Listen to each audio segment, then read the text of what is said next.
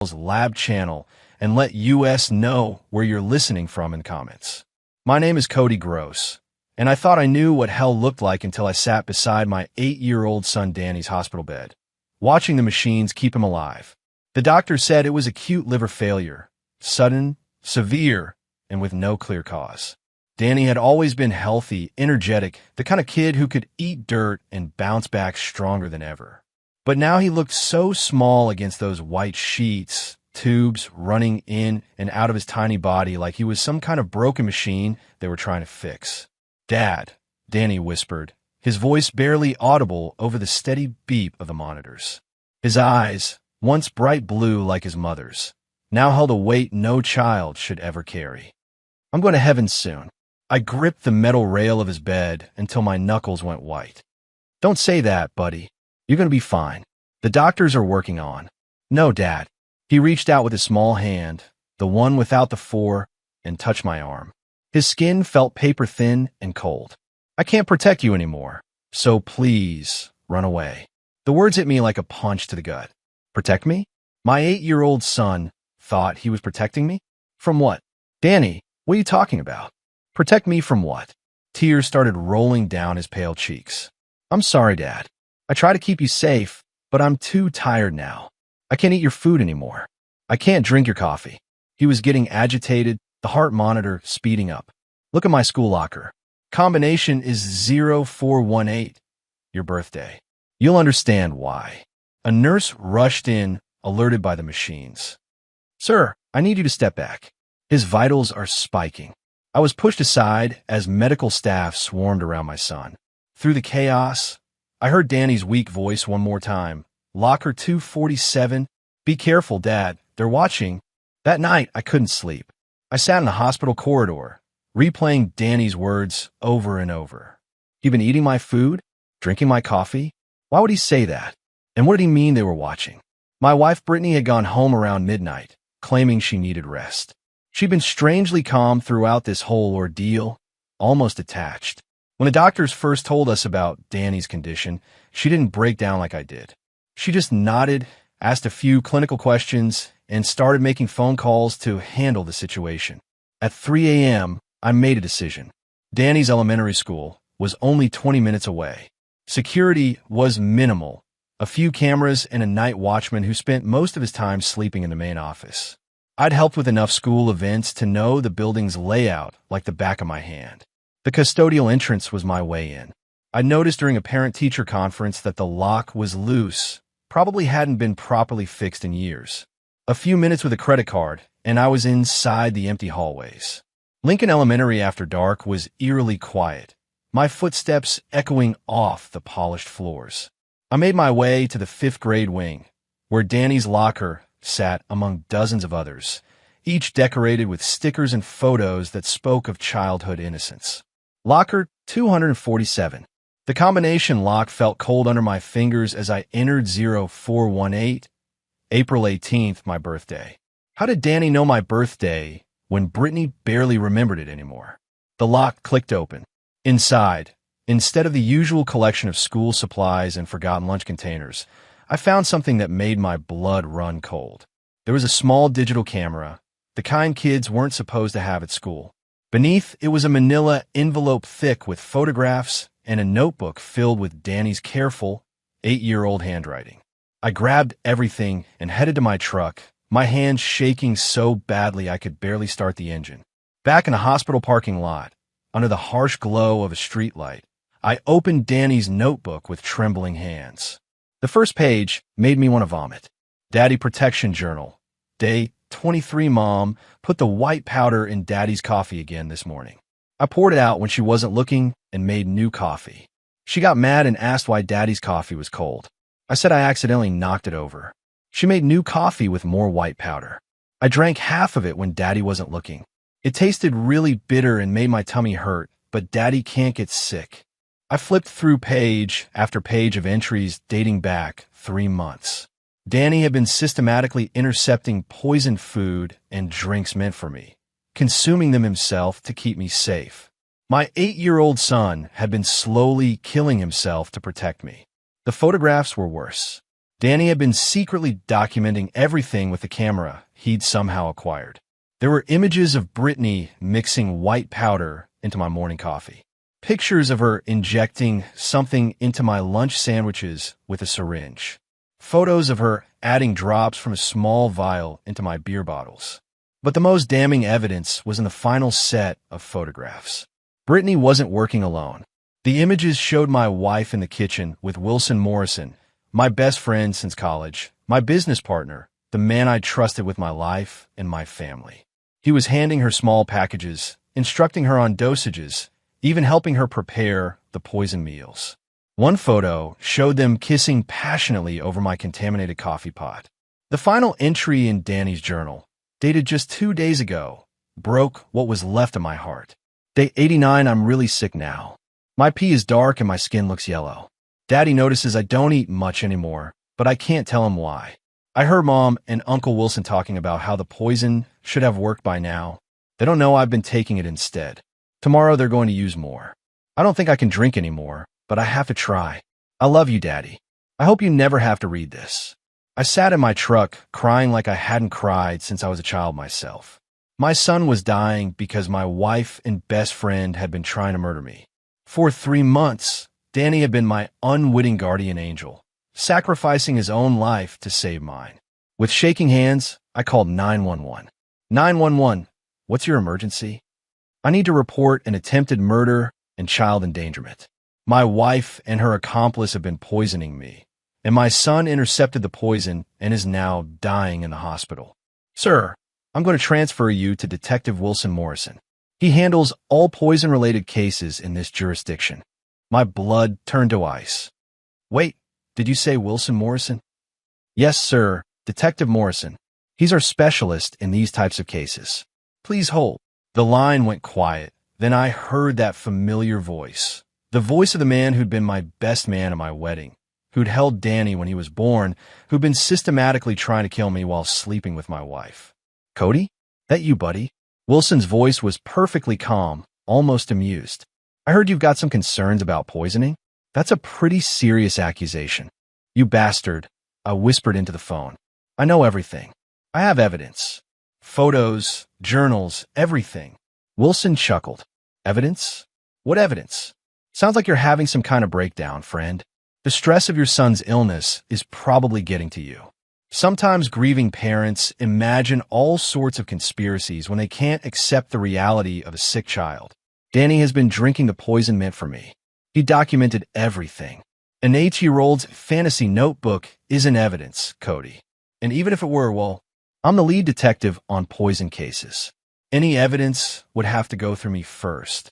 Shame if it got lost or contaminated, don't you think? The realization hit me like a sledgehammer. Wilson wasn't just my best friend and business partner. He was a decorated police detective with 20 years on the force. He had connections, influence, and the power to make evidence disappear. Even if I took this to the FBI or state police, it would be my word against a respected cop with an impeccable record. Here's what's going to happen, Cody, Wilson continued, his voice turning cold. You're going to accept that your son has some rare illness. You're going to grieve properly. And if you try to cause problems for me or Brittany, well, grief-stricken fathers sometimes do terrible things. Suicide, maybe, or a tragic accident. The stress of losing a child can make a man do unpredictable things. He hung up. I sat in that parking lot for an hour, rage building inside me like molten lava. The system I trusted, the law I believed in, the people I'd loved, they'd all betrayed me. My son was dying because of their greed and lust, and they thought they could just walk away from it. They were wrong. I spent the next day researching everything I could about Wilson Morrison and trying to piece together the full scope of their plan. What I discovered made me realize this conspiracy went deeper than simple murder for insurance money. Wilson had been systematically using his position as a detective to eliminate people who threatened his side businesses. Over the past 5 years, there have been 17 accidental deaths and suicides in our city involving people who'd been investigating financial irregularities or asking too many questions about certain police cases. Wilson wasn't just corrupt. He was a serial killer with a badge. My death was supposed to look like a heart attack brought on by stress. The slow poisoning would mimic the symptoms of cardiovascular disease, especially since I'd been working long hours at the construction company Wilson and I had built together. After my death, Brittany would inherit my half of the business and my life insurance. Nearly $3 million total. But there was more. Brittany had been feeding Wilson information about our clients, particularly those involved in government contracts. Wilson had been using police resources to investigate these clients, gathering blackmail material and inside information that he then sold to competing firms. I was just collateral damage in a much larger operation. The more I learned, the angrier I became. But anger wasn't enough. Danny was still dying, and even if I could somehow expose Wilson and Brittany, the damage was done. The poison had destroyed my son's liver, and the doctors said his chances were slim even with a transplant. I needed more than justice. I needed revenge. That evening, I returned to the hospital to sit with Danny. He was unconscious now, the machines doing most of the work of keeping him alive.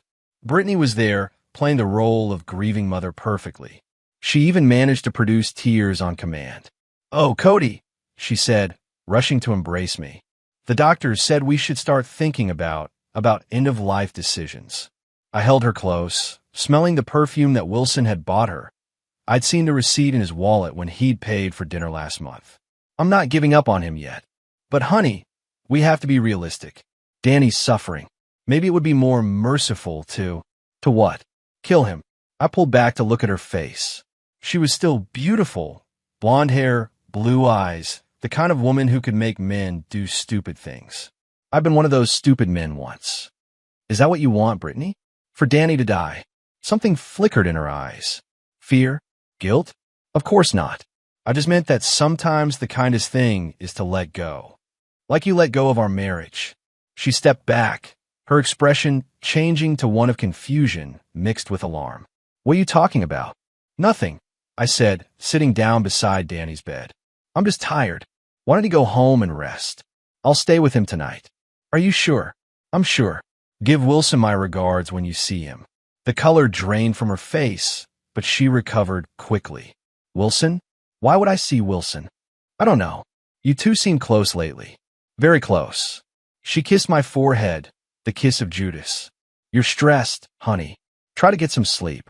After she left, I sat with Danny through the night, holding his small hand and making him a promise. "I'm going to make them pay, son. I'm going to make them all pay for what they did to you." To understand how to destroy Wilson Morrison and Brittany, I needed to understand who they really were. I'd known Wilson for 15 years, but apparently, I'd never known him at all. I started with the public records. Wilson had joined the police force straight out of college, quickly rising through the ranks with a combination of natural talent and ruthless ambition. He'd been married twice. Both wives had died in accidents. The first had fallen down the stairs and broken her neck. The second had overdosed on prescription medication. Interesting pattern. Digging deeper into old newspaper archives, I found articles about both deaths. In each case, Wilson had been the grieving widower, collecting substantial life insurance payouts. In each case, he'd remarried within a year. Women who were wealthy, beautiful, and tragically short-lived. Brittany was supposed to be wife number 3, once I was out of the picture. But Wilson's history of murdering wives wasn't his only secret. Using my connections in the construction industry, I started investigating the buildings and properties connected to Wilson's side business. What I found was a network of safe houses, money laundering operations, and drug distribution centers that stretched across 3 states. Wilson Morrison wasn't just a corrupt cop killing inconvenient people. He was the head of a criminal organization that used police resources to eliminate competition and protect their operations. My wife had fallen in love with a monster. Learning about Brittany's background was equally revealing. She hadn't grown up poor like she'd always claimed. Her family, the Alexanders, were old money from Connecticut, wealth built on shipping and imports during the early 20th century. But that wealth had come with a dark legacy.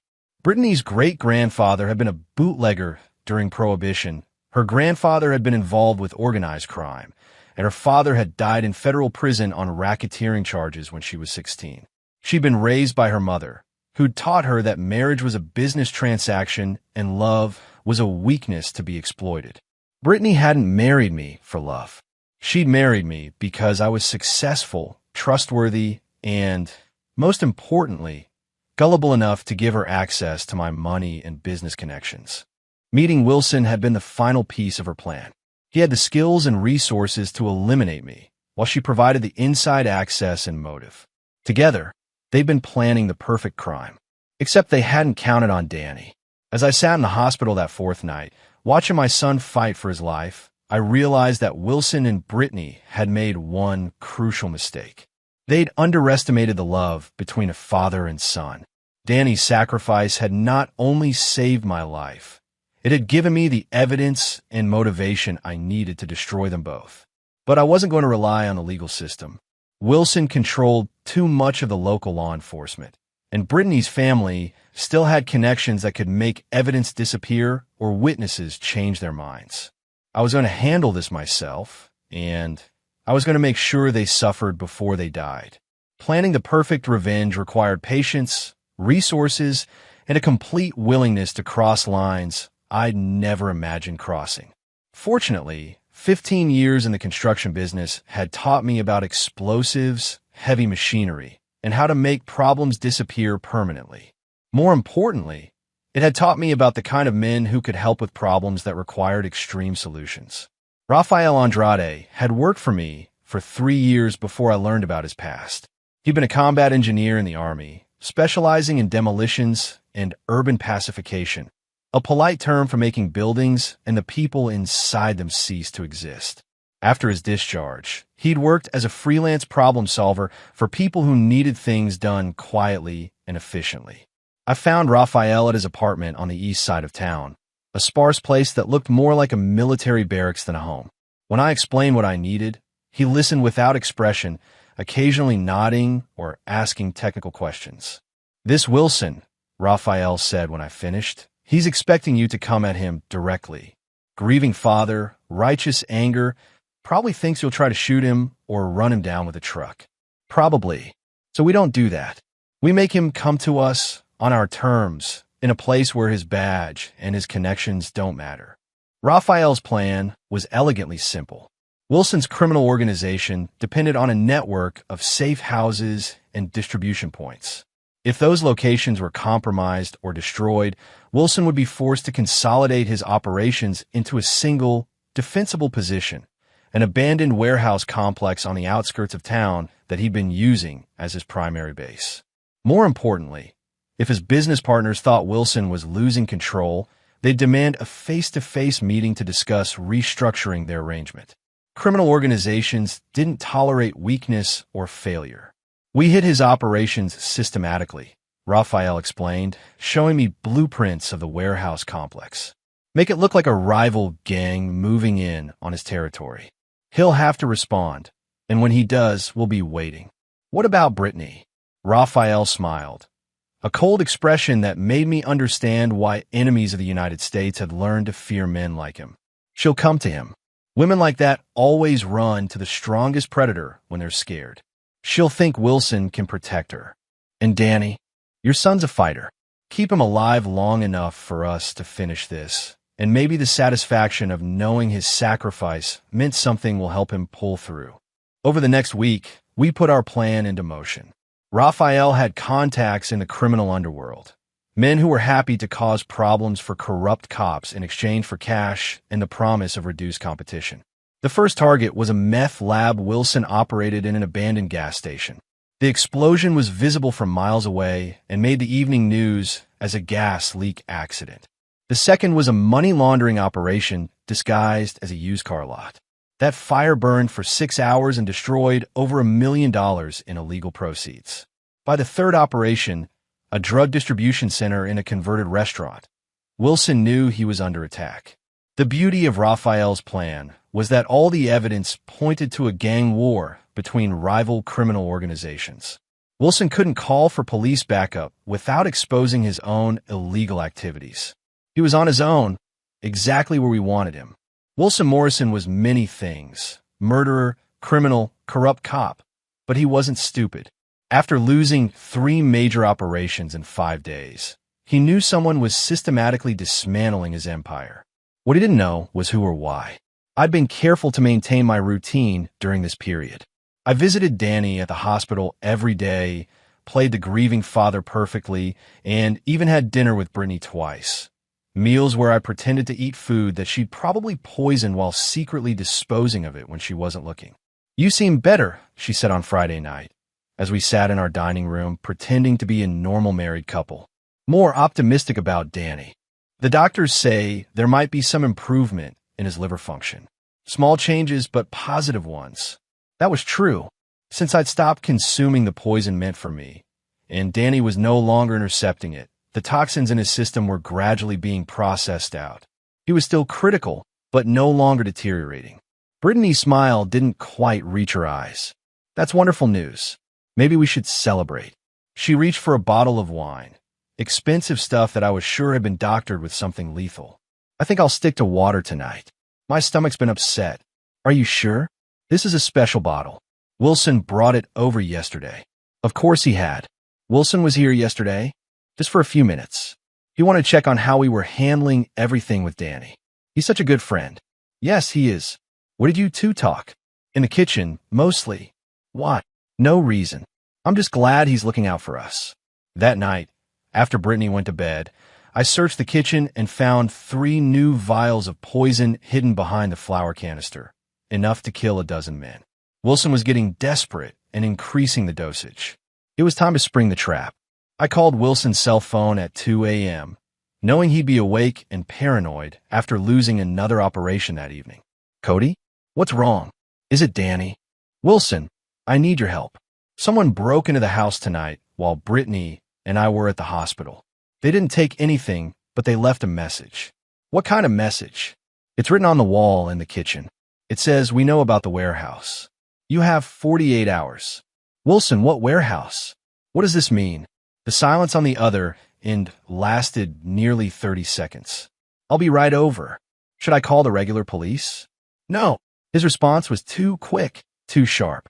"No, this sounds like it might be related to some cases I'm working on. Don't call anyone else until I get there." "Okay, but Wilson, I'm scared. If someone's targeting us because of your police work." "They're not targeting you, Cody. This is about me. Pack a bag for you and Brittany. I'm going to take you somewhere safe until this blows over." "What about Danny?" "I can't leave Danny. The hospital is the safest place for him right now. These people won't hurt a sick child." He was right about that. They wouldn't hurt Danny because they were Danny's father and his father's friends. But Wilson didn't know that I knew. "Okay," I said. "How long should we pack for?" "A few days, maybe a week." "And Cody, don't tell anyone where you're going. Not your family, not your employees, not anyone. These are dangerous people." After he hung up, I called Raphael. He took the bait. He's coming to collect us now, probably taking us to the warehouse. "Perfect. We'll be ready." I went upstairs and woke Brittany, telling her about the break-in and Wilson's plan to take us somewhere safe. She played her part perfectly. Concerned wife, grateful for Wilson's protection, frightened by the mysterious threat. If I hadn't known the truth, I might have actually felt sorry for her. Wilson arrived within 20 minutes, armed and wearing tactical gear under his jacket. He surveyed the fake message Raphael and I had painted on the kitchen wall, nodding grimly. "This is worse than I thought," he said. "These people are professionals. We need to get you out of here now." "Who are they?" Brittany asked, clinging to his arm. "What warehouse are they talking about?" "It's complicated. Let's just say I've made some enemies in my line of work. The important thing is keeping you two safe." We drove through the night to Wilson's warehouse complex, exactly as Raphael had predicted. The building was a fortress surrounded by high fences and equipped with security cameras and motion sensors. Wilson had prepared this place to withstand a siege. Too bad he'd invited the enemy inside. The warehouse complex was larger than I'd expected. 3 connected buildings spread across 5 acres of industrial wasteland. Wilson had turned it into his personal kingdom, complete with living quarters, offices, and storage areas for his various criminal enterprises. "You'll be safe here," he assured us as we entered through a reinforced steel door. "This place is off the grid. No one can find you here." Brittany looked around with obvious familiarity. This wasn't her first visit to Wilson's stronghold. She moved through the corridors like she knew exactly where everything was located. "How long do we have to stay here?" I asked, playing the role of concerned husband. "Until I can neutralize the threat," Wilson replied. "A few days, maybe longer. I've got enough supplies to last a month if necessary."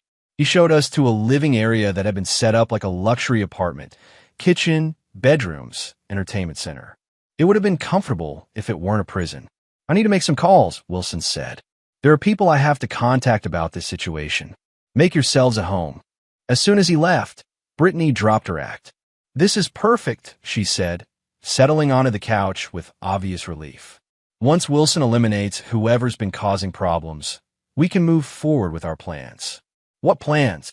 She looked at me with genuine surprise. "Our plans, honey, for after Danny." She couldn't quite bring herself to say it. "After things settled down, Wilson and I thought we might go away for a while. Maybe Europe. You should come with us." "That sounds nice," I said, sitting beside her. "The three of us together." "Exactly. Like a family." I reached over and stroked her hair, soft, blonde, and paid for with money I'd earned while she was planning my murder. "Brittany, can I ask you something?" "Of course." "Do you love me?" The question caught her off guard. For a moment, her mask slipped, and I saw something cold and calculating in her eyes. Then she smiled and leaned against me. "Of course I love you, Cody. You're my husband. But do you love Wilson too?" This time she didn't recover as quickly. Wilson is helping us through a difficult time. By sleeping with you?" She went rigid against me. "What are you talking about?" "I'm talking about you and Wilson planning to kill me so you could be together. I'm talking about Danny intercepting the poison you meant for me and slowly dying because of it. I'm talking about 3 months of watching my son sacrifice his life to save mine." Brittany tried to pull away, but I held her tightly, not enough to hurt her, but enough to keep her from running. "I don't know what you think you. I know everything, Brittany. I have photographs, journals, evidence of everything you and Wilson have been doing. The only reason I'm here is to make sure you both pay for what you did to Danny." She stopped struggling and looked at me with a mixture of fear and confusion. "If you know, then why did you come here? Why didn't you go to the police?" "Because Wilson is the police. Because the system failed me and my son. Because sometimes a man has to handle things himself." That's when Wilson walked back into the room, and I realized he'd been listening from the doorway. Well, he said, drawing his service weapon. "Cody Gross, the grieving father who's too smart for his own good." Wilson kept his gun trained on me while Brittany scrambled to the other side of the room. The mask of friendship was completely gone now, replaced by the cold expression of a predator who'd been cornered. "How long have you known?" he asked. "Danny figured it out first. He's been protecting me for months, eating and drinking the poison you two meant for me." Brittany made a sound like a wounded animal. "The poison was never supposed to hurt Danny. It was just meant for her." "Shut up," Wilson snapped. "It doesn't matter now. The kid's going to die anyway, and so is Cody." "What about our plans?" Brittany asked. "What about Europe?" Wilson laughed, a harsh sound that echoed off the warehouse walls. "Plans? You think I was actually going to run away with you? You were useful, Brittany, but you were never the end game. After Cody died, I would have given you a few months to grieve. Then you'd have had an unfortunate accident, just like my first 2 wives." The realization hit Brittany like a slap. "You killed them too." "Of course I killed them. Just like I've killed 17 other people who got in my way. Just like I'm going to kill both of you." That's when the lights went out. The warehouse was plunged into absolute darkness, and Wilson's carefully controlled environment became a battlefield where his advantages meant nothing. I heard him curse and move toward where he thought I'd been sitting, but Raphael and I had planned for this moment. While Wilson and Brittany had been talking, I'd been slowly moving toward a hidden panel where Raphael had concealed night vision equipment and weapons. As soon as the power cut, triggered by Raphael from outside, I rolled behind cover and activated the night vision goggles. Wilson was stumbling around in the dark, trying to use his police training to clear the room systematically. Brittany was pressed against the far wall, crying and calling his name. "Wilson," she sobbed. "What's happening?" "Someone cut the power," he replied, his voice professionally calm despite the circumstances. Stay where you are. Don't move. I could see him clearly through the night vision, a green-tinted figure moving cautiously through the darkness, sweeping his weapon back and forth. He was good, but he was also predictable. Police training emphasized control and procedure, but this wasn't a normal law enforcement situation. This was personal. I picked up a wrench from Raphael's toolkit and threw it across the room. Wilson spun toward the sound, firing twice. The muzzle flashes destroyed his night vision temporarily, and I used that moment to move closer. You know what your problem is, Wilson? I called out from the darkness. You always underestimated the people you were trying to kill. Show yourself, Cody. Let's end this like men. Like you ended it with your wives? Like you were going to end it with me? No thanks. I threw another tool in a different direction. Wilson fired again, but his shots were wild now. He was losing control, letting fear override his training. Your son is going to die, he said. Try to regain psychological control. Even if you kill me, Danny is still going to die. The damage is done. Maybe, but at least he'll know his father made you pay for what you did. I circled around behind him while he was focused on the wrong area. Wilson Morrison, decorated police detective, serial killer, destroyer of families, never saw me coming. When I hit him with the tire iron, he went down hard. Wilson wasn't dead, but he wasn't getting up anytime soon. I zip-tied his hands and feet while he was unconscious, then turned my attention to Brittany. She was still cowering against the wall, no longer the confident woman who'd been planning my death. In the green glow of the night vision, she looked small and pathetic. Please don't kill me, she whispered. I'll disappear. I'll never bother you again. I'll confess to everything. Will you bring Danny back to health? Will you give him back the months he spent slowly dying to protect me? I didn't know he was taking the poison. I swear I didn't know. But you knew you were putting poison in my food. You knew you were trying to murder your husband, the father of your child. Raphael's voice came through the small radio I'd been carrying. Cody, we've got company. Wilson's partners are here. 3 cars, maybe 8 men. They're surrounding the building. Perfect timing. Wilson's criminal associates had come for their meeting, probably expecting to find their leader in control of the situation. Instead, they were walking into a trap. I dragged Wilson to a chair and slapped him awake. His eyes were unfocused, but he was conscious enough to understand what was happening. Your friends are here, I told him. The ones you've been stealing from, lying to, putting at risk with your sloppy operation. What do you think they'll do when they find out you've been compromised? Wilson's face went pale. Criminal organizations had simple solutions for members who became liabilities. You can't do this. I'm a police officer. You're a murderer who hides behind a badge. Your own partners are going to execute you, and I'm going to watch. The sound of gunfire erupted outside as Raphael and his associates engaged Wilson's crew. It was a brief, violent exchange that ended with silence. Raphael had chosen his allies well, former military contractors who specialized in this kind of work. When the shooting stopped, Raphael's voice came through the radio again. All clear. Wilson's people won't be bothering anyone anymore. I looked at Brittany, who was staring at me with absolute terror. You want to live? She nodded frantically. Then you're going to help me save Danny. Wilson has connections with doctors who don't ask questions about how their patient got sick. You're going to use those connections to get Danny the treatment he needs, and you're going to pay for it with every penny of the money you stole from me. What about Wilson? I glanced at my former best friend, who was slumped in the chair with blood running down his face. Wilson is going to disappear. Corrupt cops who get exposed have a habit of running away to countries without extradition treaties. At least, that's what the official report will say. Raphael entered the warehouse with 2 of his associates. They moved with military precision, securing the area and checking for additional threats. What's the plan for him? Raphael asked, nodding toward Wilson. Make it look like he fled the country. Clean out his bank accounts. Create a paper trail showing he bought a plane ticket to somewhere without extradition. Leave his car at the airport. And the reality?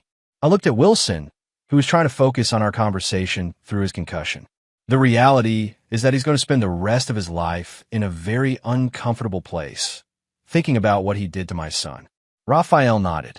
He understood the kind of justice that couldn't be found in courtrooms. 3 months later, Danny came home from the hospital on a Tuesday morning in spring.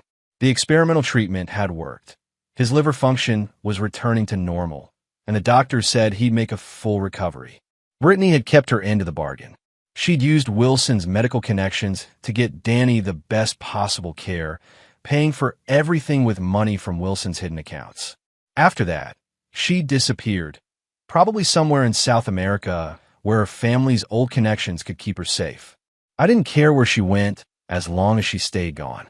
The official story was that Detective Wilson Morrison had been discovered to be involved with criminal organizations and had fled the country when an investigation got too close. His abandoned car was found at the airport, and airline records showed he'd bought a ticket to Brazil. No one looked too hard for him after that. Corrupt cops who ran away weren't worth the resources it would take to bring them back. Danny never asked what happened to his mother or Uncle Wilson. He was smart enough to understand that some questions were better left unasked. Instead, he focused on getting better, on going back to school, on being a normal 8-year-old boy. Sometimes, late at night, he'd ask me about the journal he'd kept. "Dad, do you think I did the right thing? Protecting you like that? You saved my life, son. You saved both our lives. But I got really sick." "Yes, you did. But you also show me how strong you are, how much you love me. And that gave me the strength to protect both of us." He'd nod and go back to sleep, satisfied with that answer. I never told him the details of what happened to Wilson and Brittany. He didn't need to carry that weight. It was enough that justice had been served, even if that justice came from outside the system that had failed us. Some people might say I went too far, that I should have found another way. But those people never had to watch their child dying, because the people they trusted most had betrayed them. They never had to choose between letting murderers go free or taking justice into their own hands. I made my choice, and I'd make it again. Danny was alive. The people who tried to destroy our family were gone, and we had a future together. Sometimes that's the only justice that matters, the kind a father creates for his son, no matter what the cost. As I tucked Danny into bed that night, he looked up at me with those bright blue eyes that had seen too much but still held hope for tomorrow. "I love you, Dad. I love you too, son. Forever and always." And for the first time in months, we both slept peacefully, knowing we were finally safe. And there you have it. Another story comes to an end. What did you think? I'd love to hear your thoughts in the comments below. If you enjoy this story, consider joining our community by subscribing. It means the world to us. For more stories like this one, check out the recommended videos on screen. And I'll see you there.